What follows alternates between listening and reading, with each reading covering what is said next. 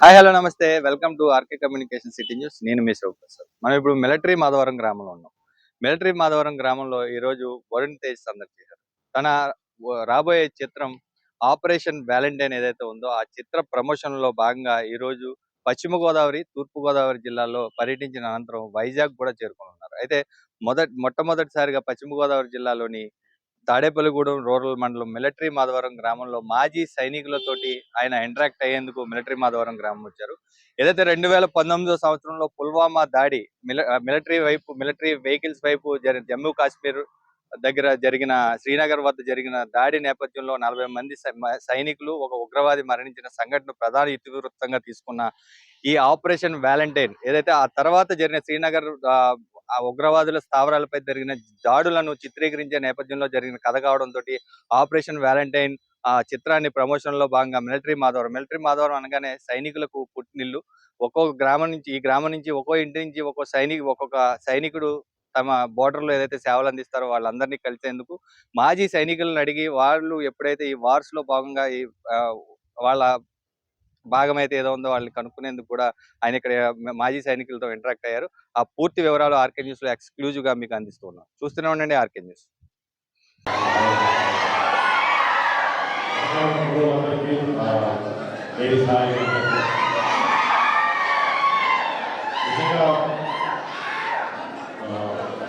Actually నాకు first మొట్టమొదటిసారి ఒకసారి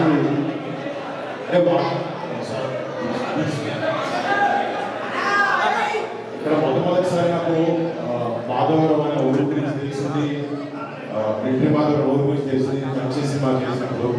అప్పుడు మా డైరెక్టర్ గారు క్వశ్చన్ అడిగారు, మన దేశం నుంచి మన ఊరికి ఫైట్ చేసి వరల్డ్ వార్ ఫైట్ చేసి నాకు తెలియదు. ఆయన చెప్పినప్పుడు ఇలా మిలిటరీ మాధవరం అనే ఊరు ఉంది, అక్కడ జరిగిన ఎంతో మంది జవాన్లు ఎన్నో మంది సాక్రిఫైసెస్ చేసి మన దేశం కోసం ఫైట్ చేసి చాలా ప్రాణత్యాగం చేసిన గొప్ప గొప్ప వ్యక్తులున్న ఊరు ఈ మిలిటరీ మాధవరం చెప్పడం జరిగింది. మీ స్ఫూర్తిలోనే మీరు చేసిన గొప్ప సాక్రిఫైజెస్తోనే నేను పెంచాను ఒక మంచి సినిమా చేసే అవకాశం మీ అందరి వల్ల దొరికింది. ఫస్ట్ ముఖ్యంగా మీ అందరికీ పెద్ద ధన్యవాదాలు.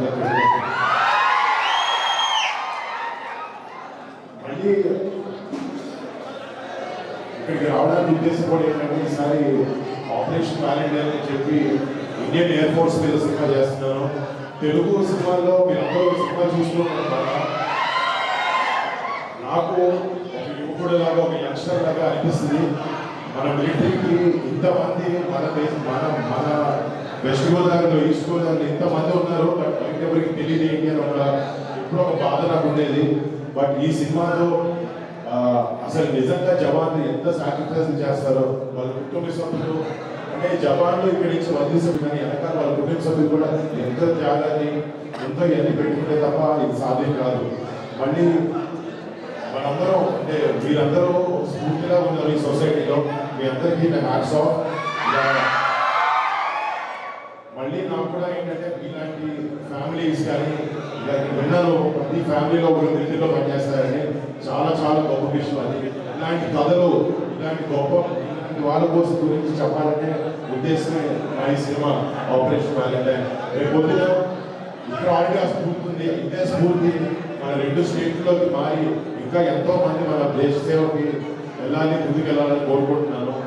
ఈ సినిమాలో అదే కొత్త చిన్న పిల్లలు కానీ యంగ్స్టర్స్ కానీ ఎంతో కొంత స్ఫూర్తి మన మిలిటరీలో మన యువకులు మన సోల్జర్స్ ఎంత సాక్రిఫైస్ చేస్తారు, ఎంత గొప్ప ఎంత ధైర్యవంతులు ఎందుకు ఓ సినిమా రూపంలో చెప్పాలన్న కోరికతో ఈ ఆపరేషన్ వ్యాలంటైన్ అనే సినిమా చేయడం జరిగింది. ఈ మార్చ్ 1న ఈ సినిమా రిలీజ్ అవుతుంది. మీరందరూ మీ ప్రేమ మీ సపోర్ట్ మా సినిమాకు ఉండాలి. మీరు అందరికన్నా బాగా అర్థం చేసుకుంటారు అనుకుంటారు.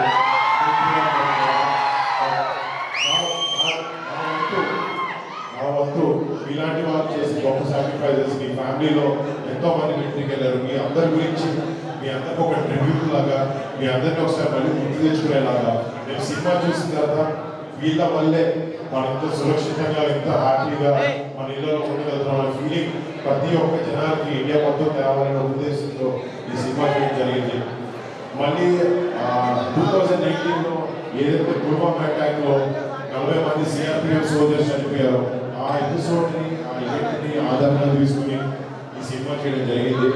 మళ్ళీ చెప్తున్నాను, మన మిలిటరీ వాళ్ళు చేసే గొప్ప సాక్రిఫైజెస్కి ఎంత థ్యాంక్స్ చెప్పినా, ఎన్నిసార్లు సెల్యూట్ చెప్పినా, ఎన్నిసార్లు గుర్తు తెచ్చుకున్నా తక్కువే. ఈ సినిమాతో మళ్ళీ వాళ్ళందరికీ సలాం కొట్టడానికి కోసం ఈ సినిమా చేసాం. వాళ్ళందరికీ మళ్ళీ గుర్తు తెచ్చుకోవడానికి, వాళ్ళ గొప్ప సాక్రిఫైజెస్ మళ్ళీ జనాభి చూపించడానికి మేము చేసే ప్రయత్నం ఈ సినిమా.